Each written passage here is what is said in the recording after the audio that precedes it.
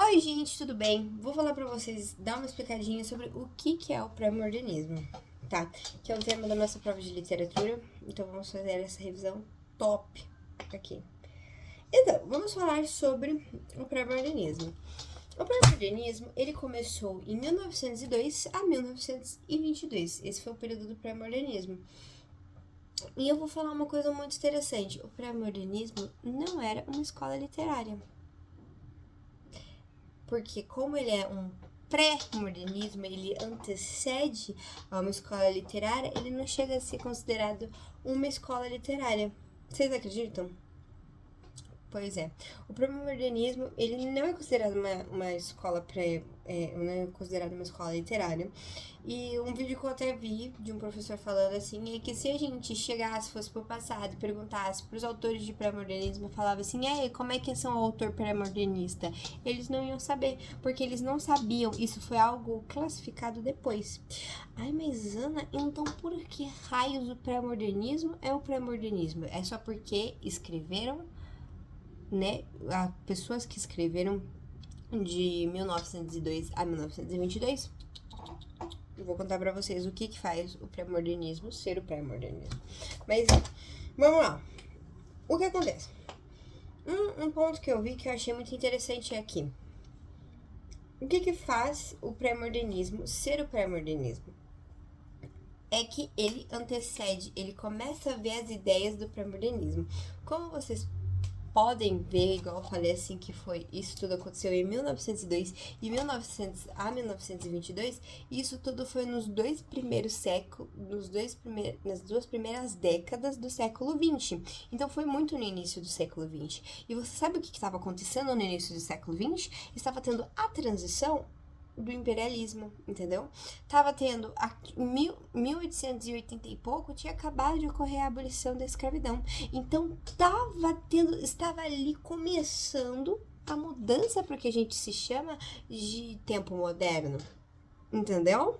O porquê que é o pré-modernismo, porque eles estavam escrevendo e eles estavam tendo visões, escrevendo a literatura através da mudança do século XIX para o século XX.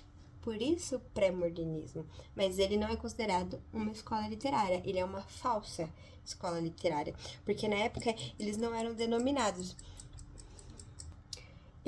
Na época, eles não se denominavam como modernistas, porque se você chegasse para outras pessoas em outras épocas de outras escolas literárias e falasse assim, você é romântico, eles vão falar assim, eu escrevo coisas românticas.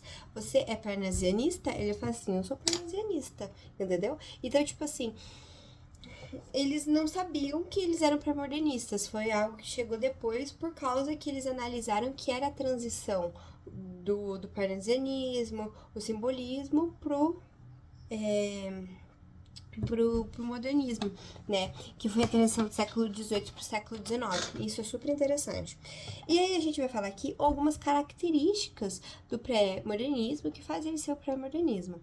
A diferença principal, uma das diferenças a mais principal aqui é que a linguagem ela é mais próxima da coloquialidade. O que é coloquialidade? Eles vão deixar de ter, claro que para nós ainda é um texto formal, mas eles vão deixar de ter textos formais e ter textos assim mais do povo, mais da galera. Não é à toa que uma das características do pré-modernismo é o nacionalismo e o regionalismo, que eles vão falar sobre os problemas e questões da época ali. Então, tipo assim, eles vão abordar problemas econômicos, eles vão abordar problemas na sociedade, eles não vão falar, tipo assim, exemplo, naturalismo. A gente vê no naturalismo ele falando o podre, o pior que existia dentro da sociedade. Mas aqui eles vão falar sobre tudo, sobre economia, sobre tudo. E não é à toa que isso tudo tá acontecendo, sabe, em que época que estava mudando a república para a famosa República Café com Leite.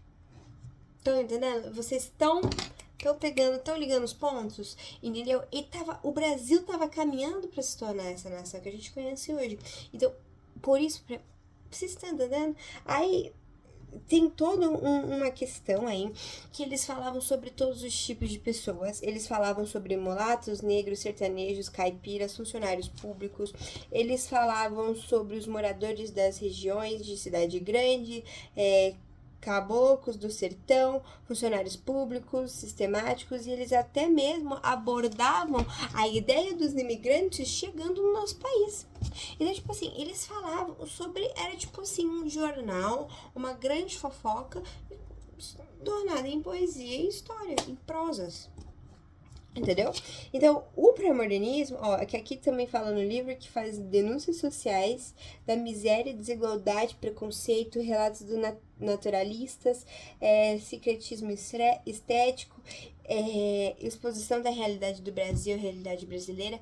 Então, tipo assim, eles estavam, tipo assim, na prova quais características são a do pré-modernismo. Você vai chegar e vai falar assim, ó, as características do pré-modernismo são as seguintes: falar sobre todos os tipos de pessoas, mulatos, negros, imigrantes, funcionários públicos, pessoas das cidades ou do sertão, entendeu?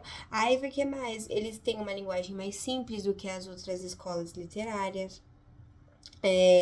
Eles são muito nacionalistas e regionais, então eles vão falar da região que eles vivem, do país que eles vivem, entendeu? Esse é o pré-modernismo. E aí eu vou falar pra vocês alguns autores do pré-modernismo. E eu acho que o que falaram aqui, que eu vi que era um dos mais importantes, assim, era o Augusto dos Anjos e o Graça Aranha.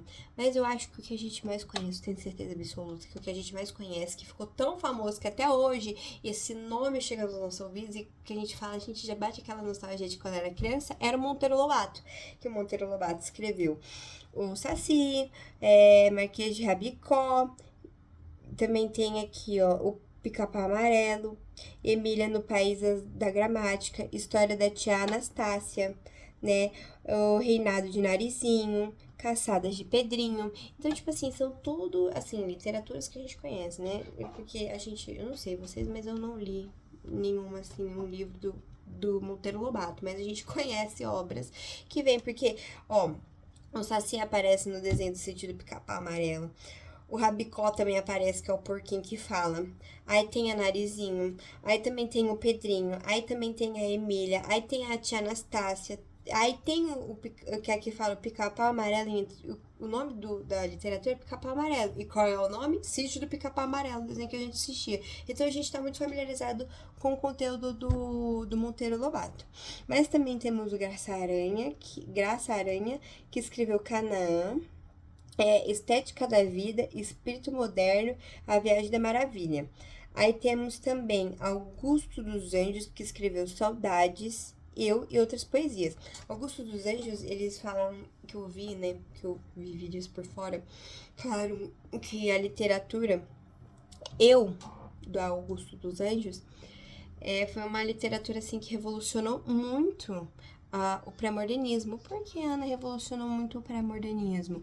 Porque, tipo assim, enquanto os parnasianistas estavam falando sobre vasos gregos e mitologia grega e sei lá das quantas, ele estava falando sobre escatologias e processos nojentos. Tá entendendo? Então, tipo assim, é esse salto da sociedade. Eles deixam claro, pum, século XX chegou, meus parceiros. Já vamos agitar pra nova escola literária, porque parnasianismo e simbolismo já tá ficando pra trás, entendeu? Esse é o rolê do pré-modernismo. Aí tem também Lima Barreto, Florabella, Espanca e outros autores. Então, no pré-modernismo, dentro das suas poesias, eles destacavam muito a angústia dos personagens dos personagens que estavam ali, né, os eulíricos da história, que estavam e destacavam a angústia de toda a situação de estar vivendo ali naquele momento, naquele período. E aí, uma das coisas que o autor que representa ali o Brasil nesse período é o Augusto dos Anjos. E, igual eu falei, lembra que eu falei que o eu, principalmente a obra Eu dele, revolucionou assim, o pré-modernismo. Por quê? Porque aqui no próprio livro fala de ter. Aqui, ó, ele fala assim que os poemas são repletos de termos científicos ligados a elementos químicos, herança do naturalismo e a quebra de cadeira métrica perfeita parnasianista e da poesia simbolista metafísica. Então, tipo assim, acaba saindo daquilo que estava acontecendo. Eles rebuscam o naturalismo. E como na maioria das vezes, a gente vê que muitas escolas literárias, quando elas vêm uma atrás da outra, né, elas sempre são para contradizer a anterior, né? Só no caso do naturalismo e do realismo que é porque surgiu na mesma época. Então acho que por isso que não teve essa contradição. Mas você pode ver que depois do romantismo, teve que esqueci qual era a outra. Acho que não sei se foi depois do, acho que depois do romantismo teve o realismo, né? Que aí uma coisa contradiz a outra. Então, tipo assim, você vê que uma escola literária vem contradizendo a outra. Então, o pré-modernismo acaba trazendo essa contradição do parnasianismo e do simbolismo. Sobre essa questão, sobre esse conteúdo da prova, eu não vou estar sabendo explicar muito para vocês mais do que eu estou explicando aqui agora, que foi o que eu entendi da matéria. E eu espero que isso talvez seja suficiente, mas eu vou mandar esse videozinho para vocês e também vou mandar alguns materiais de apoio para ver se ajuda a gente a estudar para a prova e ficar mais preparado. Beijo.